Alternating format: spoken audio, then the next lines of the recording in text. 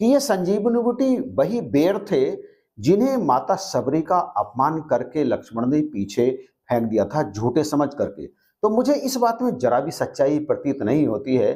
प्यारे भाइयों बहनों, चाहे आप किसी भी सत्संग से जुड़े हो, किसी भी दरबार से जुड़े हो, किसी भी देवी देवता में आपकी श्रद्धा हो, आस्था हो, और यदि आप सनातनी हैं, सनातनी से तात्पर्य है यदि आप ईश्वर की सत्ता में यकीन रखते हैं, तो फिर आप मर्यादा पुरुषोत्तम भगवान श्री राम जी को इग्नोर नहीं कर सकते।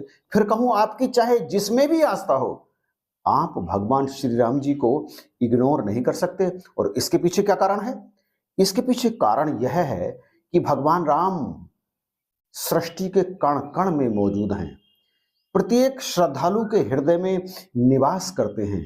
भगवान राम केवल भारत भूमि में नहीं, बल्कि इस धरती के कोने कोने में बसे हुए हैं, कण कण में बसे हुए हैं, जर्रे जर्रे पत्ते पत्ते में बसे हुए हैं। और इस बात का सबूत यह है कि जब से अयोध्या में श्री राम जी की प्राण प्रतिष्ठा हुई है, तब से अयोध्या में उनके दर्शन करने आने वालों की संख्या इतनी अधिक हो चुकी है अब तक कि दुनिया के किसी भी धर्म के धार्मिक स्थल पर जाने वालों की संख्या इतने टाइम में इतनी बड़ी कभी भी नहीं हुई जितनी अयोध्या में हो चुकी है।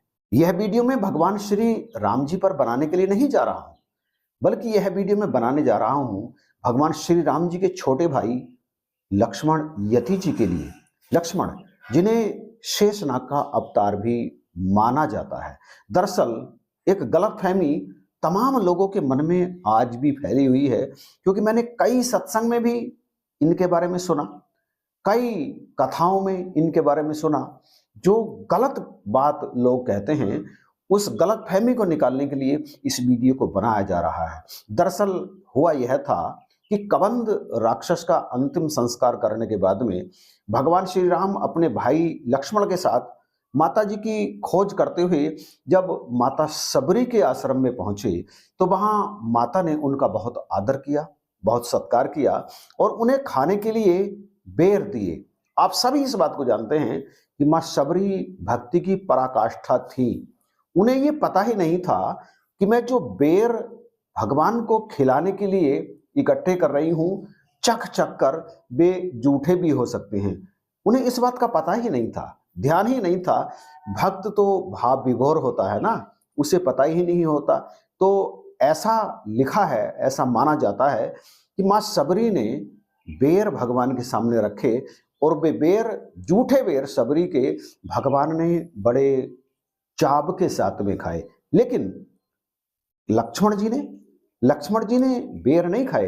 कई लोग कहते हैं लक्ष्मण जी ने बेर नहीं खाए और वे झूठे बेर भगवान की और शबरी माता की दोनों की नजर को बचाकर पीछे फेंक दिए। लोग कहते हैं कि लक्ष्मण जी ने माता शबरी का अपमान किया ऐसा करके, और इसी कारण युद्ध में मेघनाद की शक्ति से बेमूर्छित हो गए। और जब सुषेण वैद्य ने कहा कि केवल संजीवनी बूटी के द्वारा ही इनका उपचार हो सकता है, तो हनुमान जी संजीवनी लेने के लिए उत्तराखंड के हिमालय पर्वत पर आए, संजीवनी बूटी लेकर के गए और ठीक हो गए लक्ष्मण।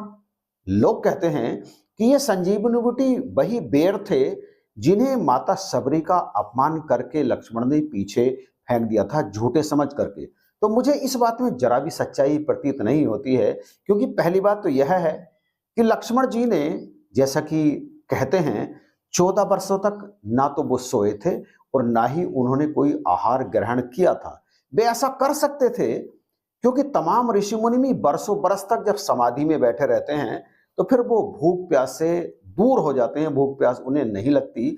लक्ष्मण जी के साथ भी ऐसा ही था। उधर मेघनाद को केवल वही मार सकता था जिसने 14 वर्षों तक ब्रह्मचर्य व्रत धारण किया हो, ना कुछ खाया पिया हो और ना ही वो सोया हो। तो आप यहां पर यह समझिए कि बेर भगवान श्री राम जी ने खाए। पहली बात तो केवल बेरों की बात मैं आपसे बताऊं, श्री रामचरितमानस और वाल्मीकि रामायण में कहीं भी आई नहीं है।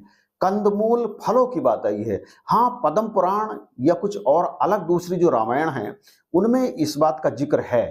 लेकिन आप यह तो समझिए कि मेघनाद को वही तो मार सकता था जो 14 वर्ष तक जिसने कुछ भी ना खाया हो।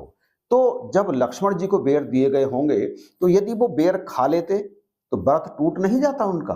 तो उन्होंने यदि बेर फेंक भी दिए तो कुछ गलत तो नहीं किया। सबरी माता का अपमान करने की बात इसमें कहां से आ गई?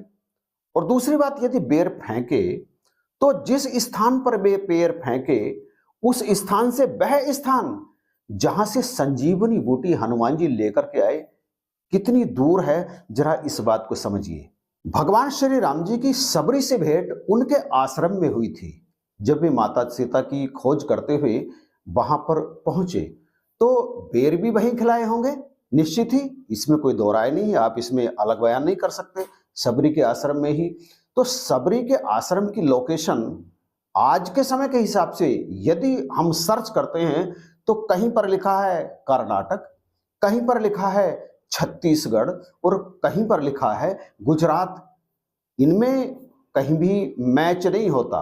लेकिन एक चीज है कि इनमें से किसी भी स्थान को उत्तराखंड नहीं बताया गया या उत्तर प्रदेश नहीं बताया गया। उत्तराखंड तो अभी बना है, पहले तो वो क्षेत्र सारे का सारा उत्तर प्रदेश में ही आता था।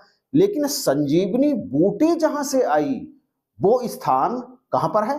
वो स्थान है उत्तराखंड में। शबरी का आश्रम जहां भगवान श्री राम जी से उनकी भेंट हुई वो या तो गुजरात में था या कर्नाटक में था या फिर छत्तीसगढ़ में था। उत्तराखंड में तो बिल्कुल भी नहीं था। और लक्ष्मण जी के उपचार के लिए हनुमान जी संजीवनी बूटी कहां से लाए थे? द्रोणागिरी पर्वत से। द्रोणागिरी पर्वत पर थी संजीवनी बूटी। ये बात हनुमान जी को बताई थी सुषेण वैद्य ने। और ये द्रोणागिरी पर्वत कहां है? ये द्रोणागिरी पर्वत हिमालय का ही एक भाग है जो उत्तराखंड के चमोली जिले में है। यहां से हनुमान जी संजीवनी बूटी लेकर के लंका गए थे।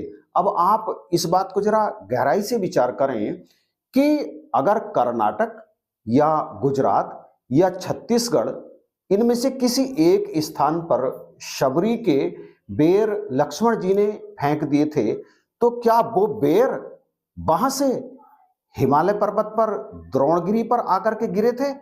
इसमें जरा भी ये बात गले से नीचे मेरे तो उतरती नहीं है। ये बिल्कुल मिथक है, ये बिल्कुल गलत बात है कि वही बेर संजीवनी बूटी बन करके लक्ष्मण जी के उपचार में काम आए जो लक्ष्मण जी ने पीछे को फेंक दिए थे। आपका इस बारे में क्या कहना है जरा कमेंट करके बताइएगा। तो लेकिन वीडियो समाप्त होने से पहले मैं आपको एक और मजेदार मिथक बताता हूं जो मैंने खोजा है। दरअसल द्रोणगिरी पर्वत की तलहटी में जब हनुमान जी संजीवनी बूटी लेने के लिए पहुंचे तो उन्हें वहां पर एक बुढ़िया दिखाई दी। उन्होंने उस बुढ़िया से संजीवनी बूटी का पता पूछा तो उस बुढ़िया ने द्रोणगिरी पर्वत की तरफ इशारा कर दिया। हनुमान जी द्रोणगिरी पर्वत पर पहुंचे, वहां उन्होंने देखा तो वो संजीवनी बूटी को पहचान ही नहीं पाए। तो फिर वो पर्वत का एक खंड उखाड़ करके वहां से ले गए। द्रोणगिरी पर्वत की तलहटी में बसे हुए गांव में जब लोगों को इस बात का पता चला कि एक बूढ़ी औरत ने हनुमान जी को पता बताया है संजीवनी बूटी का, द्रोणगिरी पर्वत का, तो उन्होंने उस औरत का बहिष्कार कर दिया। आज भी, इस समय भी चमोली जिले के जोशीमठ के उस गांव में आज भी पर्वत देव की पूजा करने के उपरांत महिलाओं के हाथ का बना हुआ कुछ भी पदार्थ, कुछ भी भोज्य पदार्थ ग्रहण नहीं करते, खाते नहीं हैं। ये उस गांव के लोगों का मानना है कि एक महिला की वजह से हनुमान जी ने देवताओं को नाराज कर दिया, क्योंकि उस समय देवता अपनी आराधना में लगे हुए थे जब हनुमान जी पर्वत को उखाड़ कर वहां से ले गए। तो बख्शिश करो। आपको ये वीडियो कैसा लगा? पहले भी कमेंट के बारे में आपसे रिक्वेस्ट कर चुका हूं, आप बताइएगा जरूर कि ये जानकारी आपको कैसी लगी, पसंद आई है या नहीं आई है। दोनों तरह से आप कमेंट करके बताइएगा। और हाँ, पसंद आई है तो लाइक कीजिएगा, इसे शेयर कर दीजिएगा। चैनल पर यदि नए हैं तो आप इसे सब्सक्राइब जरूर कीजिएगा, क्योंकि इसी तरह की और अन्य तमाम तरह की वीडियोज आपको इस चैनल पर सदा प्राप्त होती रहती हैं, जो आपके जीवन को सजाती भी हैं, संवारती भी हैं और आपको संसार में रहने के तरीके भी बताती हैं। तो चैनल को सब्सक्राइब जरूर कीजिएगा। आज की इस वीडियो को देखने के लिए आपका बहुत बहुत धन्यवाद।